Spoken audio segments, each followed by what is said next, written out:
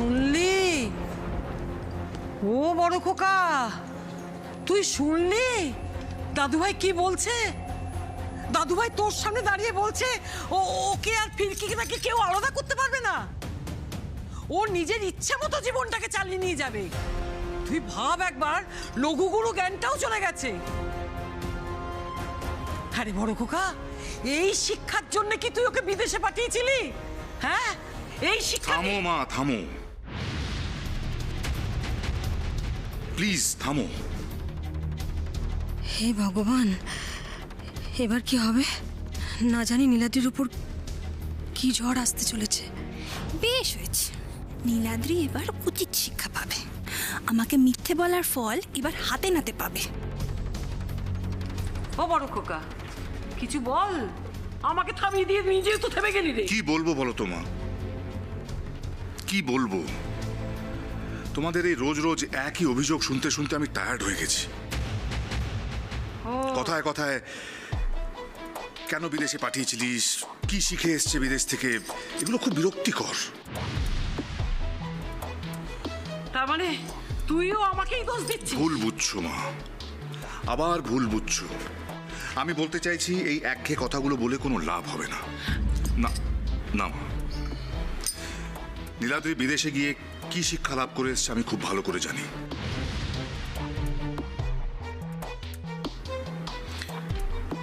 আর আলিয়া, তুমিও তো ফিরকির মতন নীলাদ্রির ছোটবেলার বন্ধু। তুমি যদি এখন নীলাদ্রিকে না বোঝো তাহলে কে বুঝবে বলো তো? সেই জন্যই তো আঙ্কেল আমি তো no more complaints, no more complaints. আমি তোমাদের কারুর মুখ থেকে নীলাদ্রি নামে আর কোনো অভিযোগ, কোনো কমপ্লেন শুনতে চাই না। দেখো মা, নীলাদ্রি আমাকে কথা দিয়েছে ও আমার মাথা হেঁট হতে দেবে না।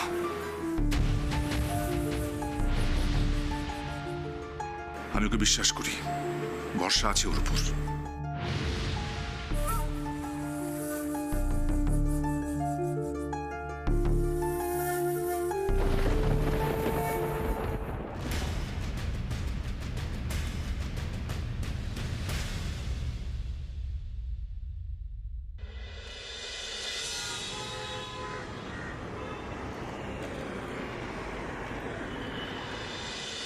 ফিরকি, ফিরকি, সকাল সকাল মেয়েটা গেল কোথায়? ফিরকি, ওই দিকটা একবার দেখি। ফিরকি, ফিরকি।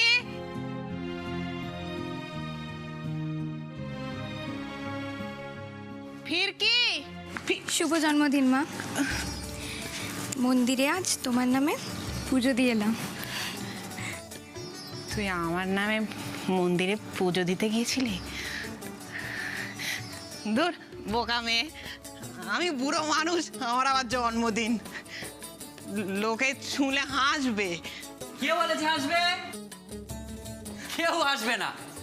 শোনো, যত বেশি বয়স তত বড় করে জন্মদিন পালন করতে হয়। আরে যত বেশি নম্বর তত বড় ধামাকা।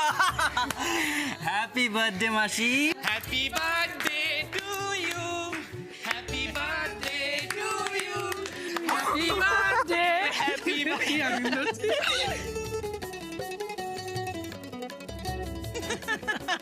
বাবা,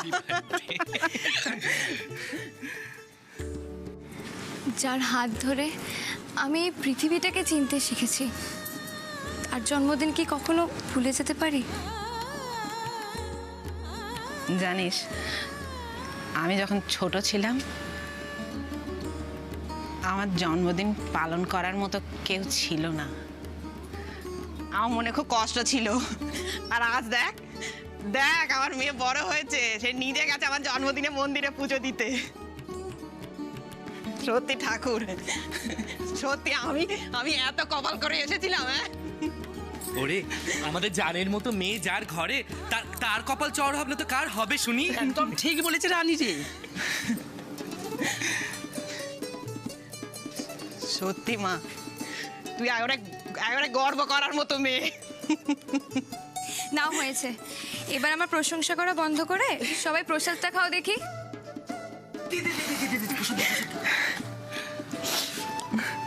আরে আজকে দিনটাই খুব ভালো। আজকে আজকে একটা দারুণ সুখবর আছে। হ্যাঁ, কি সুখবর লাড্ডু? আরে আমি চাকরি পেয়ে গেছি। এই তো কাল থেকে একটা বড় গাড়ি শোরুমে আমি চাকরি পেয়ে গেছি। কাল থেকে জয়েনিং। আরে বাস, এ তো দারুণ খবর লাড্ডুদা। দেখলে মা সেদিন বলছিল না তোমায় খুব তাড়াতাড়ি একটা ভালো চাকরি পেয়ে যাবে তুমি। আরে মাসি তো মিলে দিয়েছে, মুখের কথা ফুলে দিয়েছে। এই জন্যই বলি মাসি আমার জন্য কত লাকি। মাসি এবার মনে হয় আমার দুঃখ একটু ঘুচলো বলে। যাক, তুমি আমাকে আশীর্বাদ দাও, আরো বড় হতে পারি যাতে। অনেক বড় হ বাবা, তো সব স্বপ্ন দেখবে পূরণ হবে, সব দুঃখ তোর ঘুচে যাক। ভালো মানুষের সাথে যে সবসময় ভালোই হয়। একেবারে ঠিক কথা বলেছিস মা।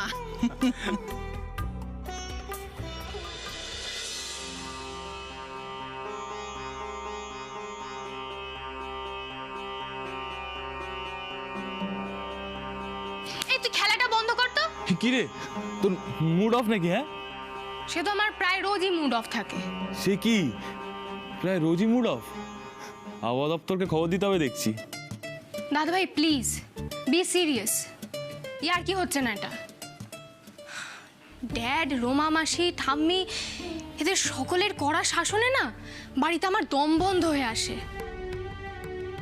মেয়ে হয়ে জন্মেছি বলে যেন কত বড় অপরাধ করে ফেলেছি। সারাক্ষণ এটা করবে না, ওটা করবে না, এখানে যাবে না, ওখানে যাবে না। উফ, পাগল পাগল লাগে মাঝে মাঝে। তাহলে একটা কাজ করি, ভালো একটা ছেলে দেখে তোর বিয়ের ব্যবস্থা করে দিই। ঠাম্মি আর বড় পিমনি যদি তোর বিয়ের দায়িত্বটা নেয় তাহলে তো আমি শিওর 1 মাসের মধ্যে তোর বিয়ের সামনে বাজবেই বাজবে। তখন আর তো কেউ কিছু বলবে না, বরের সঙ্গে যেখানে ইচ্ছা ঘুরে বেড়াবে। কি আইডিয়াটা কেমন? হ্যাঁ, খুবই বাজে। বিয়ের নাম শুনলে আমার ভয় করে দাদা ভাই। বড় পিমনি তো বিয়ের পর থেকে এখানেই থেকে গেল, আর ছোট পিমনির অবস্থা সে তো তুই নিজের চোখেই দেখলি। আর মা আর কাকিমণি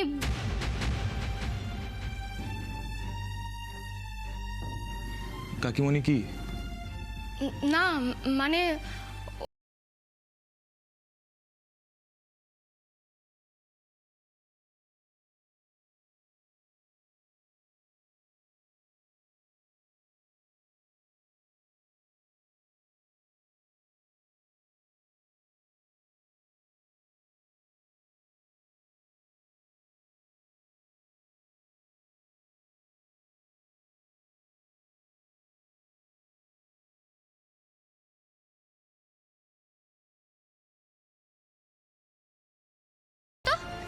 তুই আমায় বল তোর কি খবর? কাল তো বেশ একা একা ফিরকির সাথে ঘুরে এলি, আজ কি প্ল্যান? আরে আমি তো ভেবেছিলাম আজও ফিরকির সাথে দেখা করব, কিন্তু কালকে মায়ের জন্মদিন। কিন্তু কি দাদা ভাই? আজ ভালো আন্টির জন্মদিন মধুজা। হে বাবা, দেখেছিস আমি একদম ভুলে গেছি। ইস, আজ যদি ফিরকিদের বাড়ি যেতে পারতাম। দেখ, গেলেই তো আবার 1000 জনকে 1000 রকম কৈফিয়ত দিতে হবে। আরে কোথায় যাচ্ছিস? Surprise.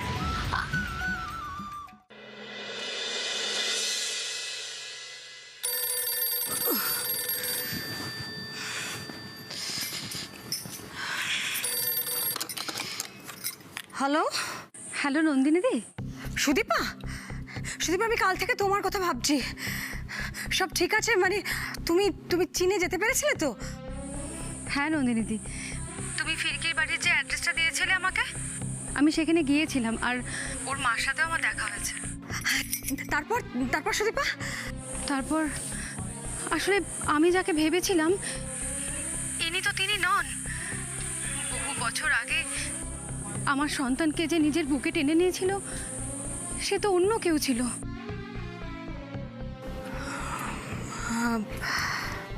Sudipa I am sorry, আমি ভেবেছিলাম যে লক্ষ্মী বোধহয় সেই মানুষটা। আমিও তো তাই ভেবেছিলাম নন্দিনী দি, কিন্তু আমাদের ভাবা থেকে কিছু আসে যায়? তবে আমি আশা ছাড়িনি, আমার মেয়েকে আমি খুঁজে বার করবই। জানো তো নন্দিনী দি, ফিরকিকে দেখে না আমার আমার মনে এক নতুন আশার আলো জেগে উঠেছে। কে জানে আমার মেয়েও হয়তো আজ ফিরকির মতোই বড় হয়ে গেছে। নিশ্চয়ই নিশ্চয়ই নিশ্চয়ই সুদীপা, মনের মধ্যে ওই আশাটুকুই তো আমাদের সম্বল। আমার দৃঢ় বিশ্বাস তোমার মনের ইচ্ছে পূর্ণ হবে। আচ্ছা রাখছি, হ্যাঁ, পরে কথা বলছি। কার ফোন ছিল?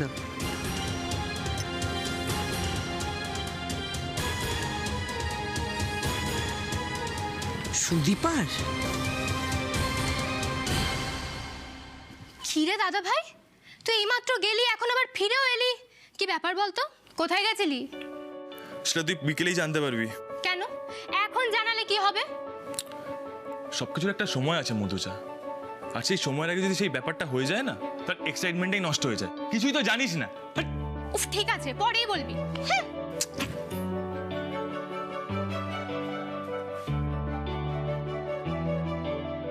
হ্যাঁ রে দাদা ভাই, এই গিফটটা তুই সত্যি ফিরকির জন্য কিনেছিস, নাকি সেদিনকে আলিয়াকে দিবি না বলে মিথ্যে কথা বললি? আমি মিথ্যে কথা বলি না মধুজা, আমি সত্যি এটা ফিরকিকে দেব বলে নিয়ে এসেছি। তাহলে দিসনি কেন এখনো? ওই যে বললাম, সবকিছুর একটা নির্দিষ্ট সময় আছে। ওকে আমি গিফটটা ঠিক এমন সময় দেবো ও আশাই করবে না, একদম চমকে যাবে।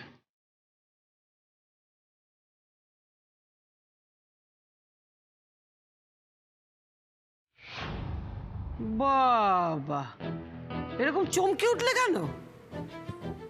বলো না, কে ফোন করেছিল? সুদীপা। ঠিকই বুঝেছি, কালকে একটা ফিরকি ফিরকি ফিরকি ফিরকি করে কথা হচ্ছিল। কি বলছিল ফিরকি ফিরকি করে?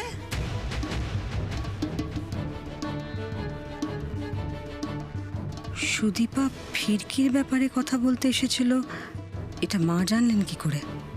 তবে কি আড়াল থেকে কিছু শুনেছেন? কি হলো? এত ভাবনার কি হলো? একটা প্রশ্ন করেছি, হ্যাঁ না উত্তর দেবে, একেবারে দাবার ঘুঁটি সাজাতে শুরু করে দিলে। আমি জানি না, আমি বলতে পারবো না যে সুদীপার ফিরকির সঙ্গে কী দরকার আছে। কিছু জরুরি কথা আছে, তাই জন্য ঠিকানা চেয়েছিল ফিরকির আমার কাছ থেকে। আমি ঠিকানাটা দিয়েছি, সেটাই আরেকবার জ্বালিয়ে নিল। আচ্ছা, বলছো বটে কিছু জানো না, কিন্তু তোমার মুখ তো সে কথা বলছে না বড় বৌমা। কিছু তো একটা লুকোচ্ছ তুমি, তবে আমার কাছ থেকে বেশি দিন লুকিয়ে রাখতে পারবে না। গোপন কথাটি আমি ঠিক জেনে নেব, আজ নয়তো কাল।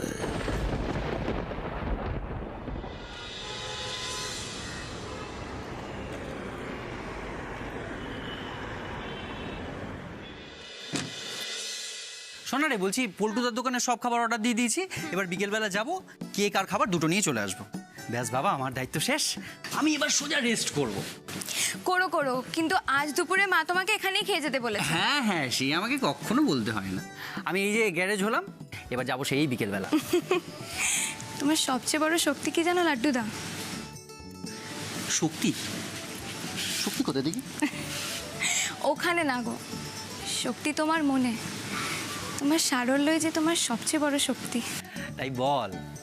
আসলে কি বলতো, এই আমার প্যাঁচ ঘোচ না মাথায় ঢোকে না, তাই এসব থেকে আমি দূরে থাকি। আরে ওই জন্যই তো জিলিপি খাই না। আচ্ছা যাক, বলছি মাসি কোথায়? মা তো রান্নাঘরে। মাসি রান্না করছে? হ্যাঁ, বাকি সব রান্না মাই করছে, শুধু পায়েসটা আমি বানাবো। First class. তাহলে বলছি, মাসির জন্য শাড়িটা কিনেছিস? না গো, ওটা আর হলো না। যে শাড়িটা আমি মায়ের জন্য পছন্দ করে এসেছিলাম, সেই শাড়িটার দাম 3000-এরও বেশি। ভেবেছিলাম 3000 টাকা অ্যাডভান্স করে দিয়ে আসবো, আর বাকি টাকাটা আগামী 2 মাসে দিয়ে দেবো। কিন্তু ওরা অন্য কোনো বড় লোককে ক্যাশ টাকা ওই শাড়িটাই বিক্রি করে দিয়েছে। যা, তাহলে কি হবে এবার? কি দিবি মাসিকে? জানি না, ধুর, মনটা না খুব খারাপ হয়ে গেছে জানো। দেখি কি দি, একটা জিনিস পছন্দ হলো আর সেটাও মাকে আমি দিতে পারলাম না।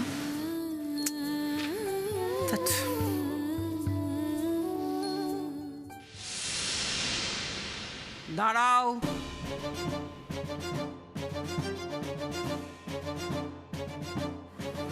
কিছু বলবেন মা? না না, তোমার সঙ্গে একটু গল্প করব। আমার তো গপ্প করার লোকের অভাব হয়েছে। এদিকে এসো, জরুরি কথা আছে।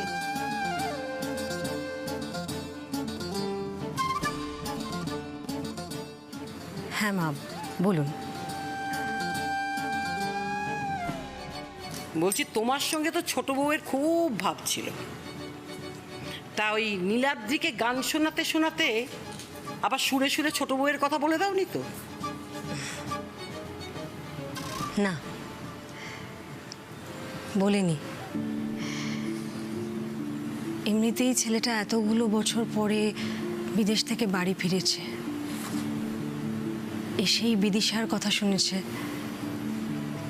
তার উপরে আবার ছোট কাকিমণি, এত আঘাত সহ্য করতে পারবে না মা। বলিনি কিছু। বলবে না, একদম বলবে না। ছেলে বিদেশ থেকে ফিরেছে যেন গোয়েন্দা হয়ে, সারাক্ষণ খালি এই প্রশ্ন ওই প্রশ্ন, এই প্রশ্ন ওই প্রশ্ন। আমি তো ভয়ে ভয়ে আছি, কোন দিন না আবার তার ছোট কাকির কথা জিজ্ঞেস করে বসে। জিজ্ঞেস করলে কি বলবো বলুন তো মা? সত্যি কথা বলতে এ বিষয়ে আমার আর অন্তত নতুন করে কিছু বলার নেই। যখন প্রতিবাদ করেছিলাম তখন আপনারা কেউ আমার কথা কানে তোলেননি। আজ 12টা বছর পেরিয়ে গেছে মা। এতগুলো বছর বাদে নতুন করে বিলাপ করব কেন? আজ আর তরিতার কথা আমি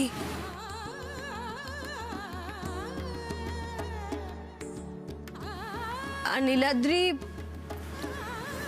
এতগুলো বছর বাদে যদিও ছোট কাকিমণি সব। চুপ! একটা কথা জিজ্ঞেস করেছি, মুখে মুখে মুখে মুখে তর্ক করেই যাচ্ছে, তর্ক করেই যাচ্ছে একেবারে। উফ, আমার মেয়েটা দুদিনের জন্য একটুখানি তার শ্বশুর বাড়িতে গেছে, আর তোমাকে দেখো নিজে এই বাড়িটাকে একেবারে বৈঠকখানা করে বসেছে। যাকে ইচ্ছে ডেকে আনছে, যাকে ইচ্ছে বসাচ্ছে, যা ইচ্ছে করছে, সারাদিন গুজুর গুজুর ফুসুর ফুসুর, গুজুর গুজুর ফুসুর ফুসুর। কি অসুবিধে, কি অসুবিধে হয়েছে মা সুদীপা এখানে এসছে তাতে? আর তাছাড়া আমি ওকে ডাকিনি মা, ওর দরকার ছিল, ও এসেছে, এতে আমার দোষটা কোথায়? দোষ আছে, হাজারবার দোষ আছে। ওই মেয়েটার অত তোমার সঙ্গে কিসের কথা গো? হ্যাঁ, সারাক্ষণ গুজগুজ ফুসফুস করছে, একটা উচ্চ স্বরে কথা বলতে পারে না। কিসের গুজগুজ মা? মা, আমাদের নিজেদের মধ্যে কোনো কথা থাকতে পারে না? পারে না, পারে না, পারে না। ওই মেয়েটাকে আমি এমনিতেই দু চোখে দেখতে পাই না। বলিহারি যাই মলয়কে, কেন যে মেয়েটাকে বিয়ে করেছিল কে জানে, একটা গিউ ভূত একখানা। মা, তুমি দেখছি আর বড় হলে না। আরে এটা এখানেই লাগায়, তুমি ওটা আমাকে দাও, আমি লাগিয়ে দিচ্ছি। আবার তর্ক করছে। আরে আমার একটা এক্সপিরিয়েন্স আছে। শোন দেখ, পাড়ার কালী পুজো থেকে সরস্বতী পুজো সমস্ত প্যান্ডেল করে এই লাড্ডু ওস্তাদ, তাও আবার নিজে হাতে, বুঝেছো? হ্যাঁ, দেখছি তো সেই ছোটবেলা থেকে মাসি 3টে শাড়ি টাঙিয়ে কি সুন্দর প্যান্ডেল।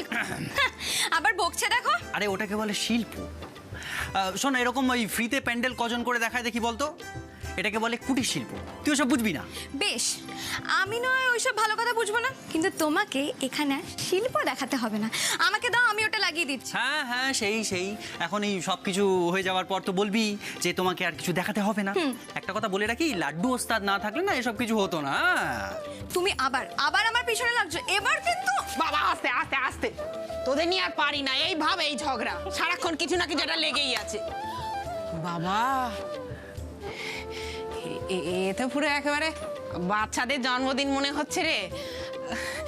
এত কিছুর কি দরকার ছিল বলতো? তুমি যে সারাক্ষণ আমার জন্য এত যত্ন করো, তার কি কোনো দরকার আছে মা? আমার জীবনে যে তোমার কতটা গুরুত্ব সেটা আমি তোমাকে কখনো বলে বোঝাতে পারবো না।